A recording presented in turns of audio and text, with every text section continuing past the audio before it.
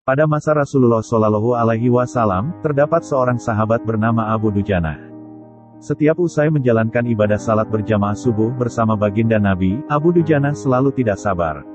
Ia terburu-buru pulang tanpa menunggu pembacaan doa yang dipanjatkan Rasulullah selesai. Ada satu kesempatan, Rasulullah mencoba meminta klarifikasi pada pria tersebut.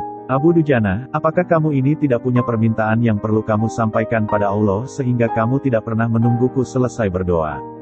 Kenapa kamu buru-buru pulang begitu? Ada apa? Tanya Nabi. Abu Dujanah menjawab, anu Rasulullah, kami punya satu alasan. Apa alasanmu? Coba kamu utarakan, perintah baginda Nabi. Begini, kata Abu Dujanah memulai menguraikan jawabannya. Rumah kami berdampingan persis dengan rumah seorang laki-laki. Nah, di atas pekarangan rumah milik tetangga kami ini, terdapat satu pohon kurma menjulang, dahannya menjuntai ke rumah kami. Setiap kali ada angin bertiup di malam hari, kurma-kurma tetanggaku tersebut saling berjatuhan, mendarat di rumah kami. Ya Rasul, kami keluarga orang yang tak berpunya. Anakku sering kelaparan, kurang makan. Saat anak-anak kami bangun, apapun yang didapat, mereka makan. Oleh karena itu, setelah selesai salat, kami bergegas segera pulang sebelum anak-anak kami tersebut terbangun dari tidurnya. Kami kumpulkan kurma-kurma milik tetangga kami tersebut yang berceceran di rumah, lalu kami haturkan kepada pemiliknya. Satu saat, kami agak terlambat pulang.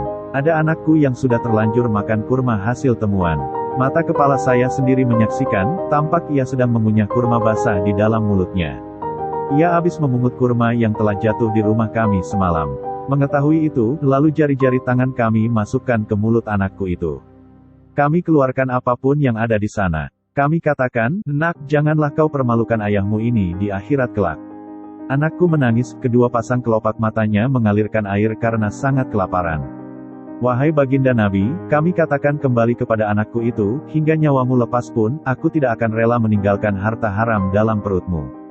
Seluruh isi perut yang haram itu, akan aku keluarkan dan akan aku kembalikan bersama kurma-kurma yang lain kepada pemiliknya yang berhak. Pandangan mata Rasulullah Shallallahu Alaihi Wasallam sontak berkaca-kaca, lalu butiran air mata mulianya berderai begitu deras. Baginda Rasulullah Muhammad Shallallahu Alaihi Wasallam mencoba mencari tahu siapa sebenarnya pemilik pohon kurma yang dimaksud Abu Dujanah dalam kisah yang ia sampaikan di atas. Abu Dujanah pun kemudian menjelaskan, pohon kurma tersebut adalah milik seorang laki-laki munafik. Tanpa basa-basi, baginda Nabi mengundang pemilik pohon kurma. Rasul lalu mengatakan, bisakah tidak jika aku minta kamu menjual pohon kurma yang kamu miliki itu? Aku akan membelinya dengan 10 kali lipat dari pohon kurma itu sendiri. Pohonnya terbuat dari batu zamrud berwarna biru. Disirami dengan emas merah, tangkainya dari mutiara putih. Di situ tersedia bidadari yang cantik jelita sesuai dengan hitungan buah kurma yang ada.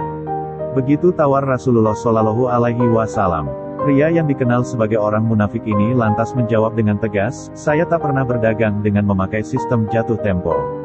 Saya tidak mau menjual apapun kecuali dengan uang kontan dan tidak pakai janji kapan-kapan. Tiba-tiba Abu Bakar As-Siddiq radhiyallahu anhu datang.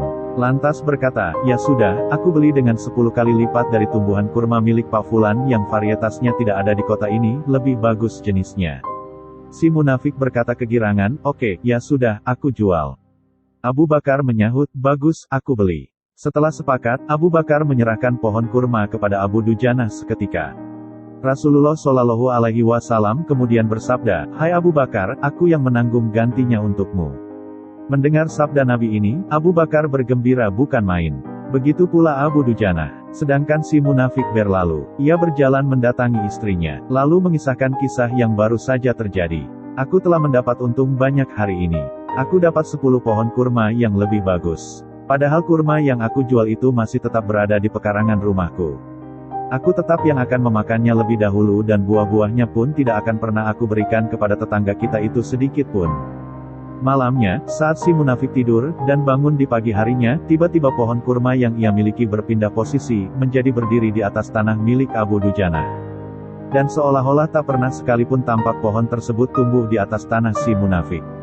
Tempat asal pohon itu tumbuh, rata dengan tanah. Ia keheranan tiada taraf. Dalam kisah ini, dapat kita ambil pelajaran, betapa hati-hatinya sahabat Rasulullah tersebut dalam menjaga diri dan keluarganya dari makanan harta haram. Sesulit apapun hidup, seberat apapun hidup, seseorang tidak boleh memberikan makanan untuk dirinya sendiri dan keluarganya dari barang haram. Setiap kebaikan akan dilipat gandakan pahalanya oleh Allah Subhanahu wa Ta'ala 10 kali lipat sebagaimana janji baginda Nabi Muhammad. Adapun panen daripada janji itu bukankan kontan sekarang, namun di akhirat kelak.